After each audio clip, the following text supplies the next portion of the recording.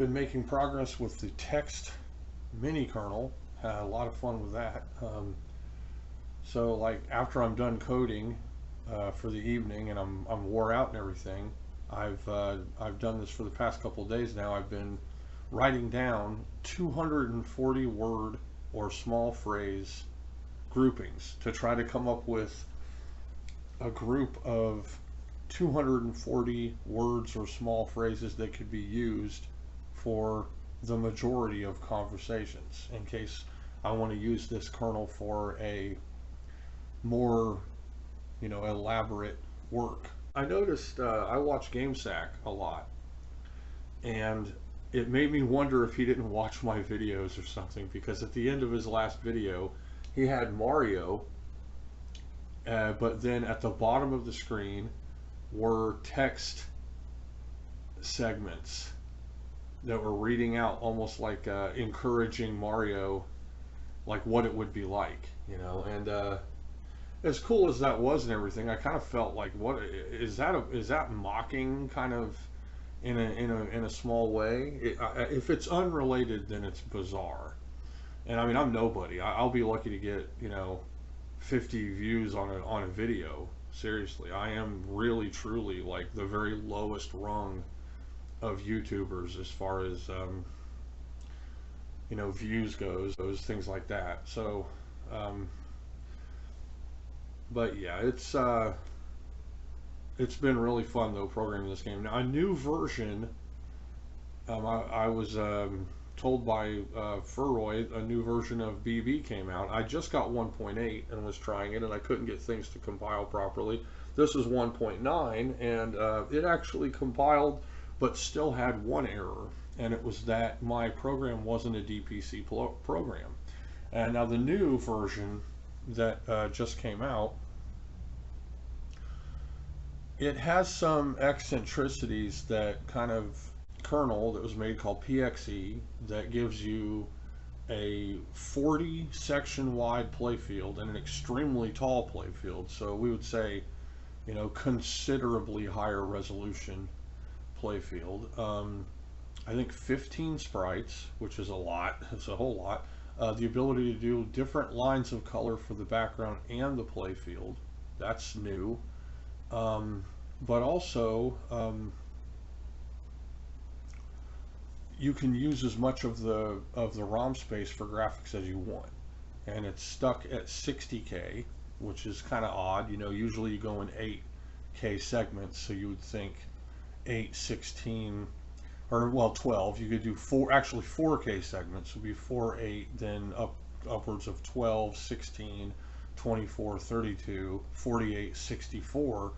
But nothing was ever done that was more than 32K in the original library, and there were only 2 or 3 32K games amongst those. Usually they were way smaller. Okay, that was because ROM chips cost money.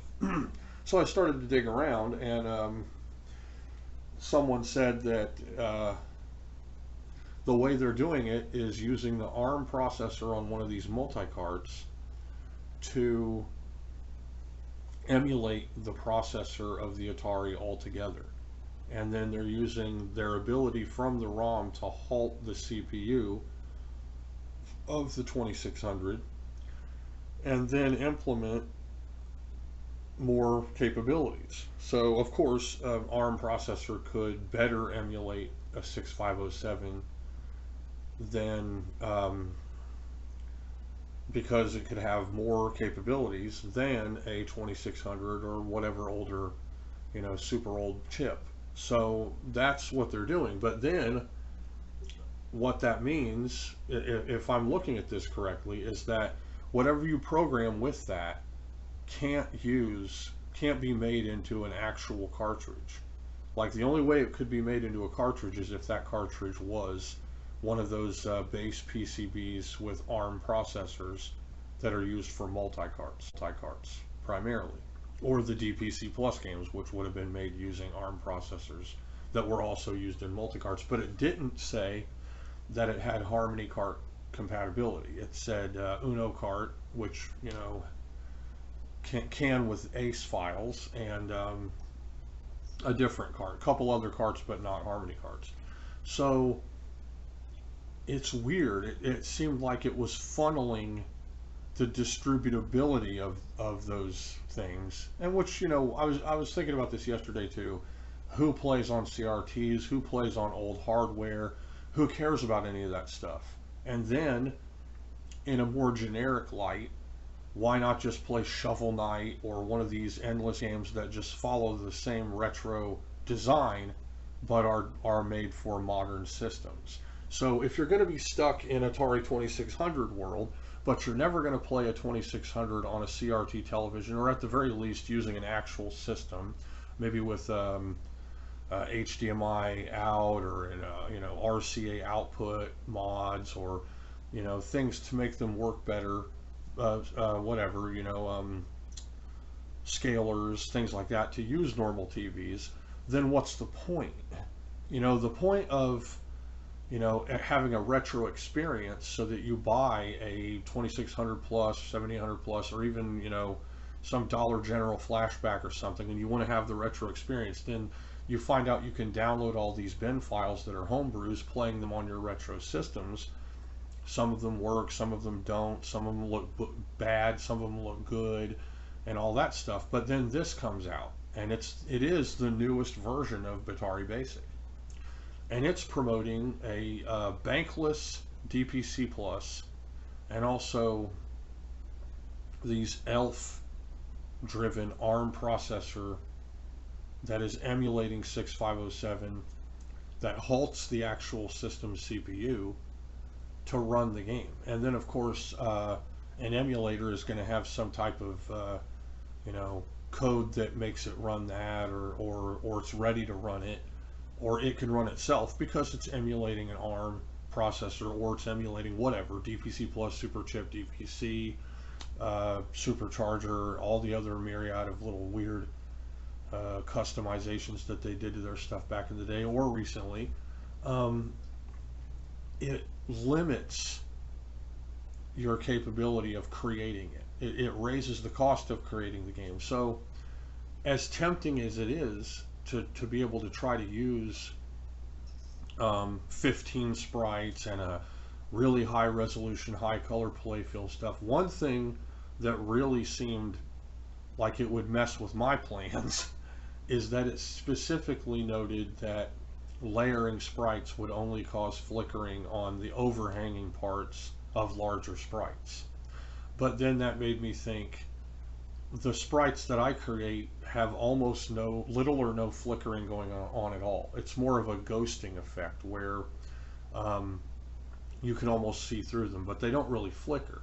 And so it made me think, well, would that mean that my method of creating 3-colored sprites that are like actual, you know, tile-based graphic sprites, would that be just like impossible? Because once they're layered, they're going to flicker, or whatever colors layer will flicker. So it would exclude my method of sprite creation, possibly. It's going to take up considerably more space on your ROM to do very high resolution backgrounds, these 40 section wide, upwards of 127 row playfields, 15 sprites. So even if you could have 60K, all of the extra huge sizes of all that's all gonna, you know, take up more space. And it's supposed to be faster code too, and that faster execution is what makes you wonder how they're doing that, because there's no way you're gonna like kick the 6507 into overdrive with a cartridge. As far as I know, there's nothing like that. Like, they built something like that into the Sega Genesis. Most people don't know this, but the original Sega Genesis actually has a 14 megahertz mode, and it was going to be implemented so that a cartridge could use it, but they just, I don't think anything ever used it. It's just on there, but it's never used, and you can easily tap into it with a switch. So you have to install a halt switch that will pause the 68,000 just for a moment, then flip a switch to put it in 14 megahertz mode. It can't start up that way. Then unhalt the 68,000, and then you're running at 14 megahertz. What people do is put an oscillator in between the switch and the 14 megahertz mode to have better compatibility by lowering the megahertz. So so what this does is makes it so games that slow down, like maybe Sonic 2 with double screen with 20 coins flipping up in the air, causes the game to slow down. When you kick it into 10 or 12 or 14 megahertz mode, that won't happen at all. Games that slow down, like Viewpoint or some of these other graphic intensive games that slowed down on the original, 7.5 megahertz processors, will never slow down after that. But there's nothing like that in the 6507. As far as I know, there isn't in the 6502. So just reading that, hey, this makes it execute faster. How? And the way it is it's emulating the 6507, which is cool. I mean, none of this. I'm not trying to, you know, um, cast shade on any of this. This is all awesome. I mean, if you are the futuristic Atari programmer, whatever thin bracketing truncation of that it puts you in. I'm old school, even though I'm using modern methods to create the games. I want to make a game that can be a real Atari cartridge that anyone can plug into any Atari cartridge system with a cartridge slot and then play that game. So I don't want them to have this system only, or only use emulation, or have a cartridge that uses an ARM processor or a modern chip, or you have to have the more expensive ways to play it. And for people who are only going to play Atari games on a nice computer or on a high-end emulator, they're only going to use an Xbox Series S controller on their 55-inch TV or on their massive, curved 120 hertz monitor. Well, that's them. That's today. That's the future. That is not retro in truth. That's retro in fashion, in form and fashion and style, but not in reality. So I wonder if it is, going to have that effect of isolating the Atari basic programmers so that they are going to have a much harder time making something that will just work on a 16K or a 32K chip, an EPROM, on an original style PCB that can be cheaply manufactured, cheaply flashed and created. You can print a label, you can do this in your home, but instead it will make it so you have to purchase a ARM processor chip.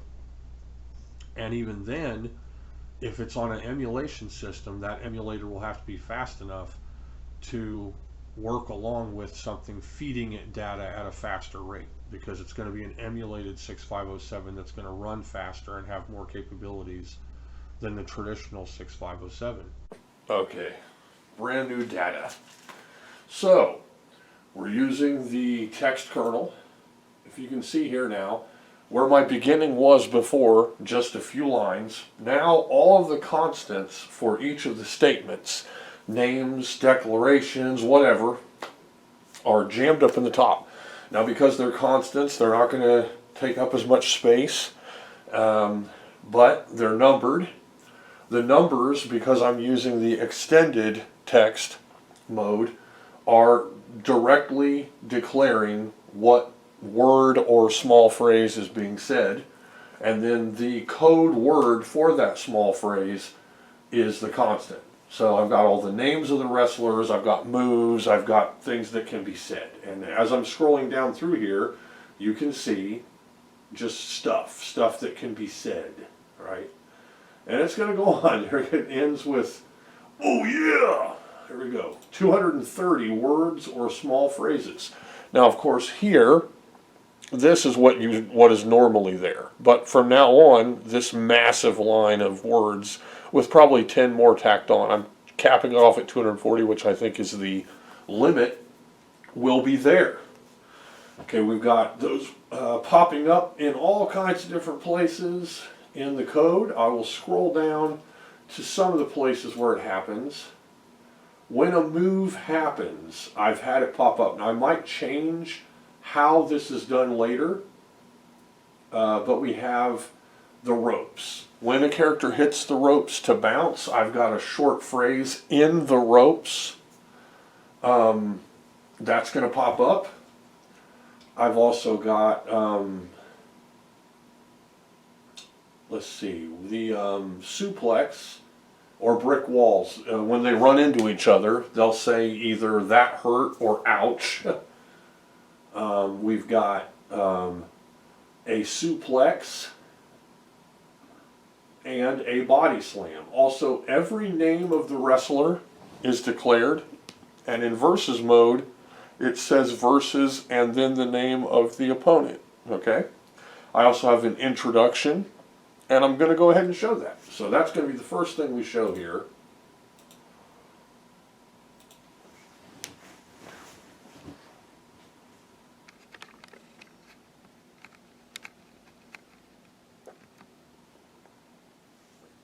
All right.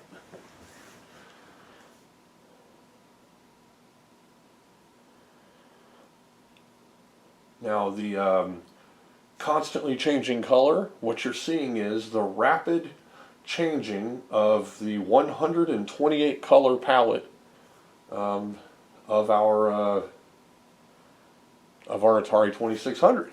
So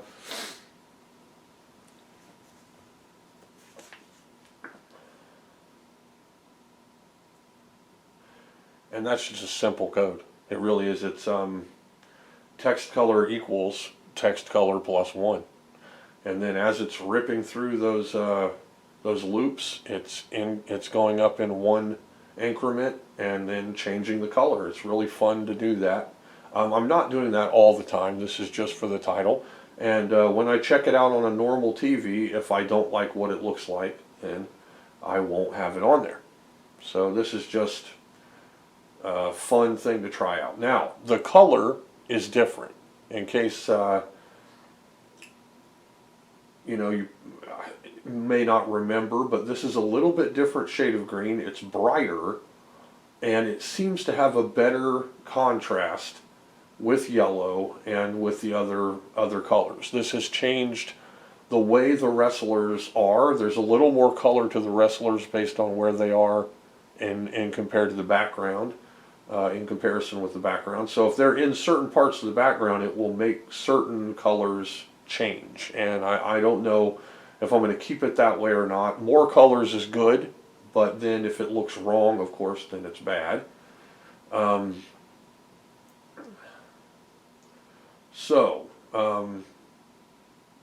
I've changed things around. Now we have the foreground is dark silhouettes of foreground spectators, and it's been slightly staggered to imply a more sporadic level of density. Then we have our foreground spectators, which are a little more colored, more colorful, with dark hair, purple shirt, brown shirt, light hair, and they got their little barrier and then the floor. And so what do we have saying on our little scroll? Let's go ahead and read it real quick, because this is Sesame Street. WVW welcome fans to WVW World Video Wrestling. For story mode, press left and right to pick player. Then the fire button starts. For versus mode, press the 2-player fire button, then press left and right to pick player. Press 1 and 2 for match. Jay Caraway, 2025 VB Basic. How about that? Okay, so I'm going to go ahead and start the versus mode. So I'll hit the second player one. Now we're ready. Okay, and it says the name of the two different players up there. It's giving us Jeff Hartley versus Cat Mardona. As those characters change, of course, those names are going to change. So I'll go ahead and pick different characters here.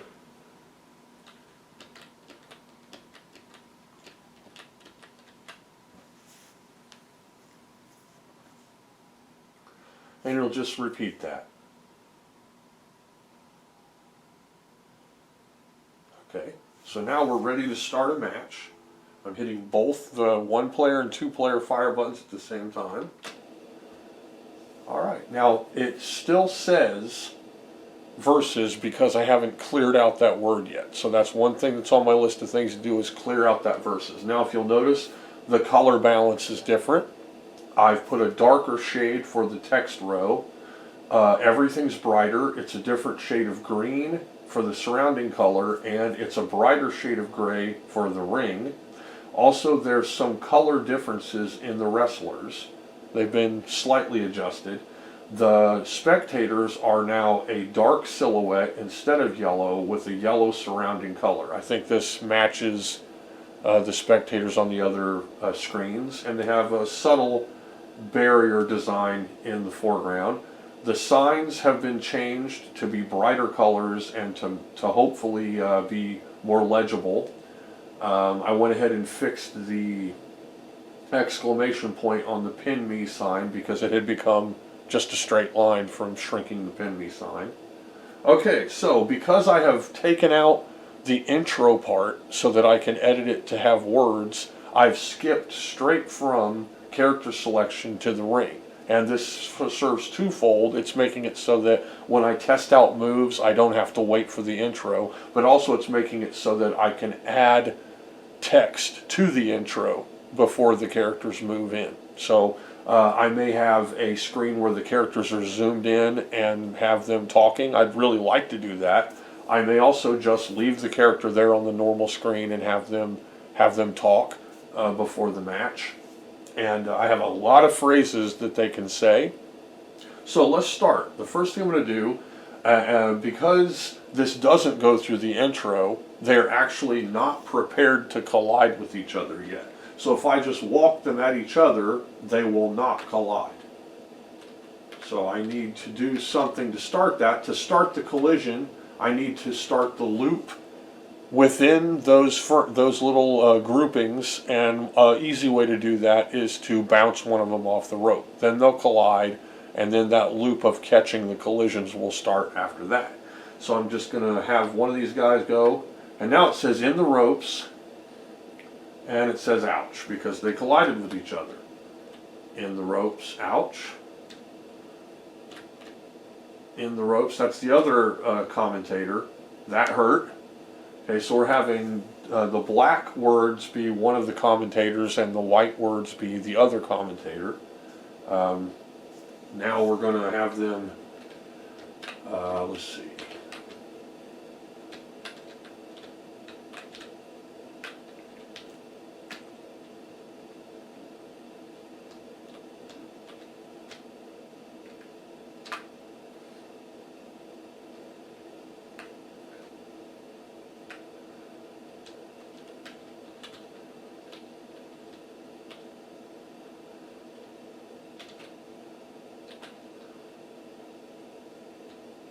So now you can see there's different announcements for the moves.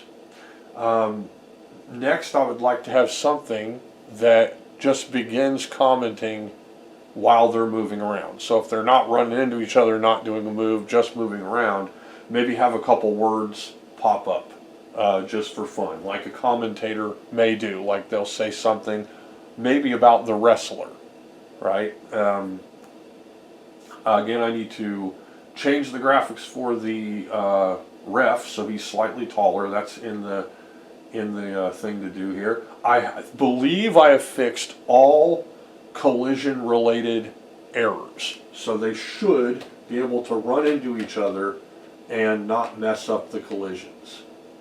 Okay, so let's try out some of that real quick.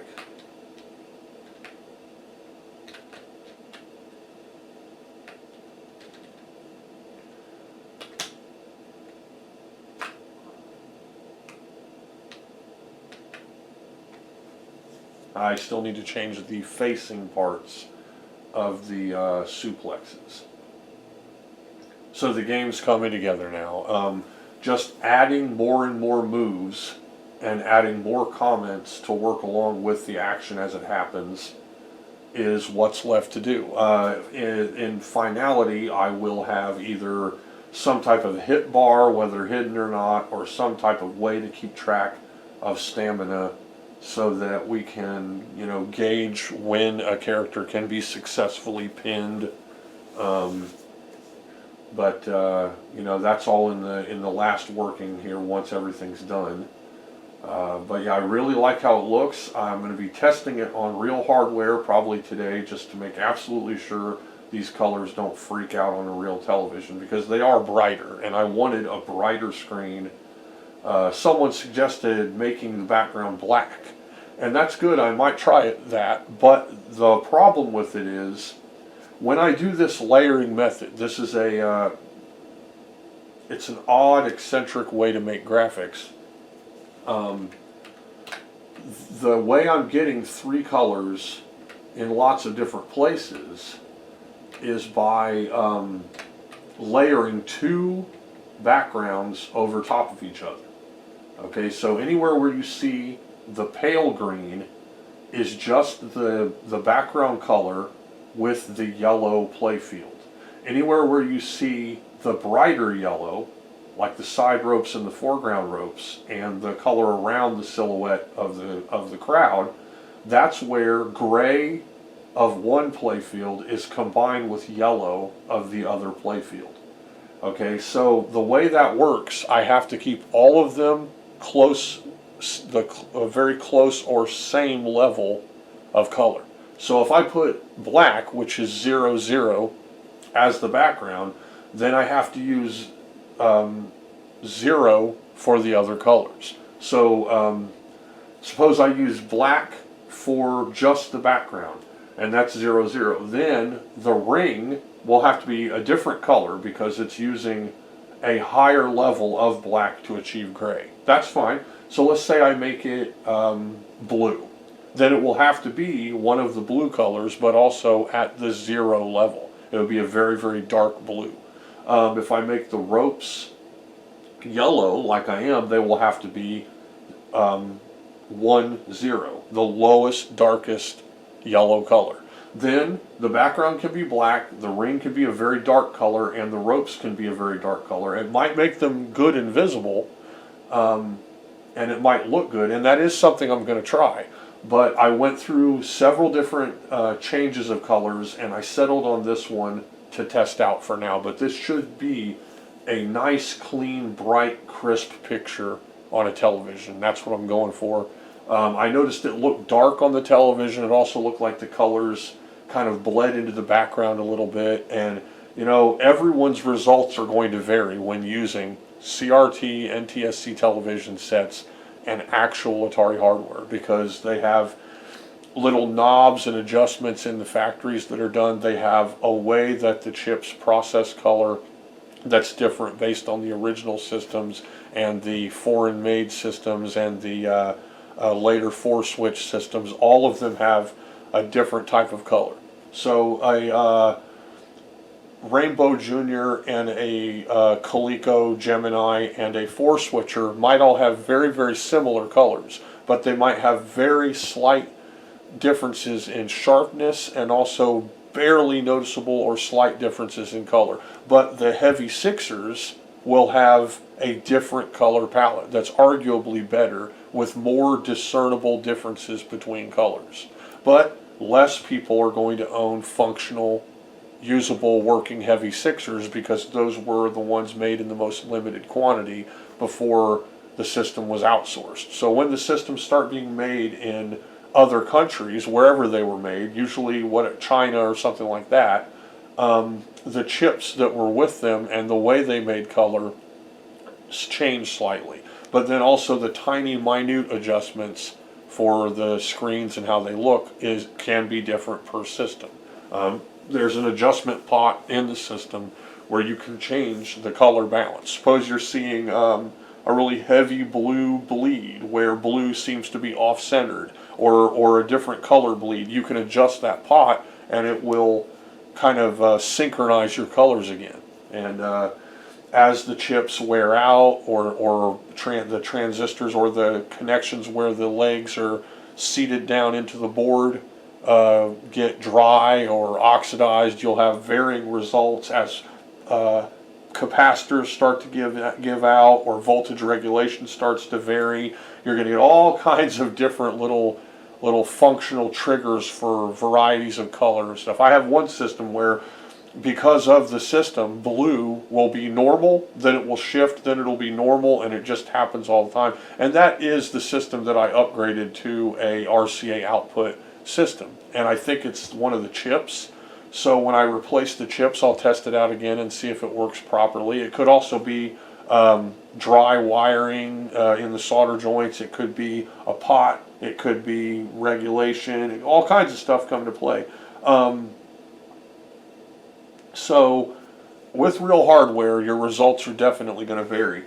This is in good, fast Stella emulation, and this looks, you know, clean and perfect. It just looks as good as it can possibly look. And this has a slight TV filter applied to it that's part of Stella, where you can choose to have phosphor enabled, or you can choose to have TV filters enabled to make it look a little better. It's not just a clean cutout of the blocky colors and stuff, and that helps me to conceptualize what it might look like on a TV, but it's usually different. And so that's going to be next, is testing it out on the TV. Okay, I tested out the color balance that I just showed before on the TV, and it still flashed a little bit, even though it was considerably brighter. So I went ahead and tried the guy's idea. Now, some of the crowd needs the colors adjusted, like the darker ones there.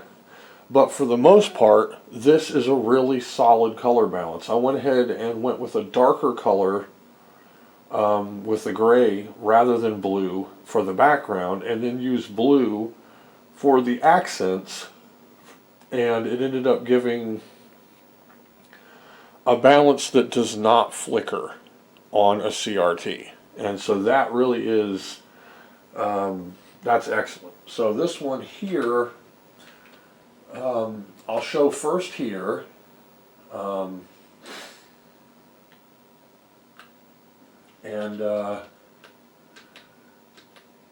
I like the color balance of the characters too. So there we go. It looks almost the same, but it looks better. I like it. The darker front, the darker foreground row makes the letters stand out better. One thing I don't like is the obvious change from yellow to green. We're getting blue mixed with yellow, making green for the foreground ropes, the top ropes, but then the back rope row is yellow. I don't care. That's fine. If I can get this good of a color balance that doesn't flicker at all on a television, then that's success. That's what that is. It's very good. When you use this method to create graphics on the Atari, that's a part of it, is you're going to end up with the chance of flickering. And I don't like that. I don't want any flickering at all, of course. And so anything to get rid of the flickering is good. So I'll test it out on lots of different systems. And he just messed up. But yeah, very good, very, very good. There's still a few things to work out with the moves, but I did fix the collisions. So with the normal collisions, it doesn't overlap or lock the characters up anymore. We got the letters. I need to do letters that clear up. I need to change the colors for the one row of the crowd now so that they aren't essentially invisible. But the next thing I'll do is show this balance of color on a CRT. Okay, real CRT. Got my Sega 3-button pads, which I use on Atari systems and Sega systems.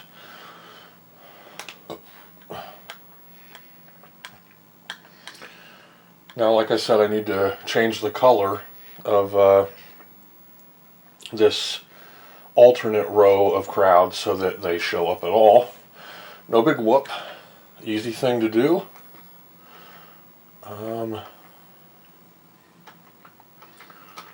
There we go.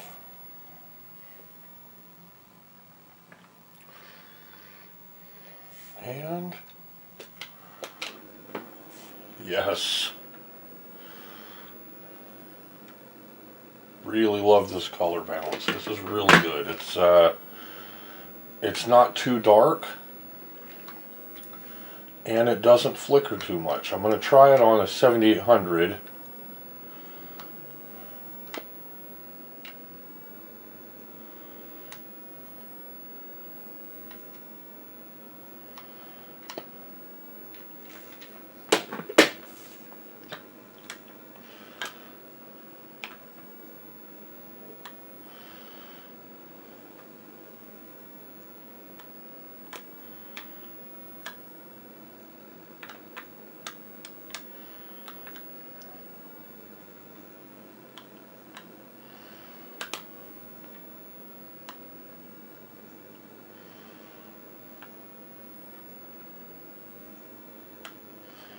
There we go. It's looking really good. Okay.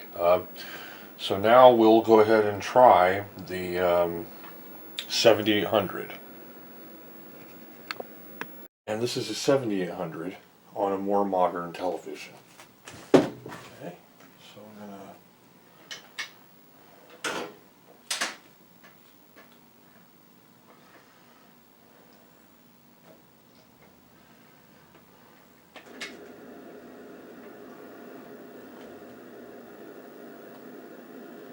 Again, almost no flickering or anything. There's a typical shimmer kind of thing. It's not overwhelming.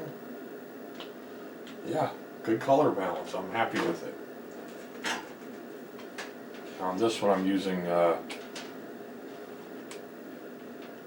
2600 controllers. I don't currently have well, I had a custom 7800 controller, but it messed up. I need to fix. So.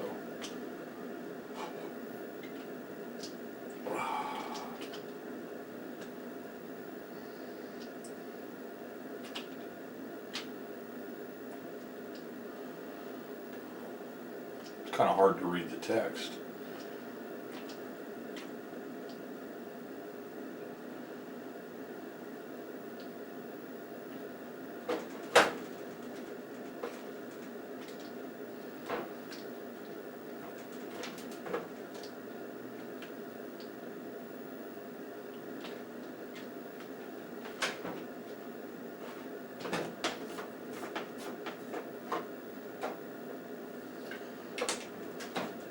Okay.